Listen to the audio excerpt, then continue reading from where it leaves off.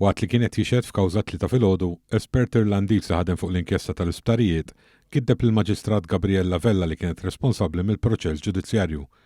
F'kawża quddiem l-imħallef Edwina Grima relatata mal-ordni tal-ifriżar tal-assi fil-konfront ta' numru ta' persuni, inkluż l-eks-Prim Ministru Joseph Muscat, l-espert Irlandiż Andy Coles intalab jgħid ġurament f'Malta dwar ix-xogħol li wettaq fl-inkjesta. Minkejja dan Coles wieġeb li ma kien ħaleb da ġurament. Fuq il-bażi ta' tweġiba tiegħu l-Avukat tad-Difiża referew l-espert għal dokument fl-inkjesta firmat mill-Maġistrat Gabriella Vella fejn jingħad kif fit-22 ta' April tal-2024 u flimkien ma' numru ta' esperti oħrajn ħalef quddiem l-istess maġistrata biex jikkonferma li x-xogħol li jagħmel wettqu b'onestà u bl-akbar abilità.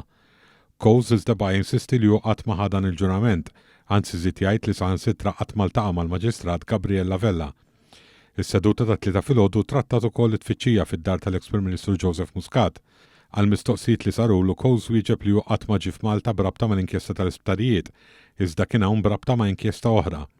Minkejja din id-dikjarazzjoni, irriżulta li Coles kien f'Malta meta saret is-serġ fid-dar ta' Joseph Muscat f'Jannar tal-2022, meta ntalab minn espert Irlandiż ieħor Sam Sitlington biex imur magħhom f'Bumarrat, għafolja kien għadu ma nħatarx bħala espert fuq l-inkjesta tal-isptarijiet.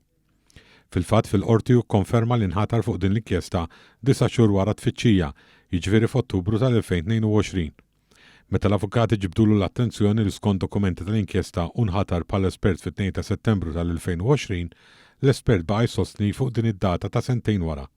Waqt li konferma li kien ra r-rapport finali tal-inkjesta, Andy Coles qal li kien diffiċli jwieġeb jekk jaqbilx miegħu u qal li assista fl-abbozzi bikrija, iżda mhux fir-rapport finali. L-espert wieġeb li hu ma kienx involut la fl-akkużi li nħarġu lanqas fl-ordnijiet tal-ifriżar li saru. Mistoqsi min kien iħallsu għax-xogħol fl-inkjesta u jekk kienx jitħallas hu personalment jew jekk hux permezz ta' xi kumpanija, Coles wieġeb li hu kien jitħallas minn Harbins Forensics permezz tal-kumpanija tiegħu Rhino Consulting. Din il-kumpanija għadha kemm ġiet xogħolta fil-25 ta' Frar li għadda.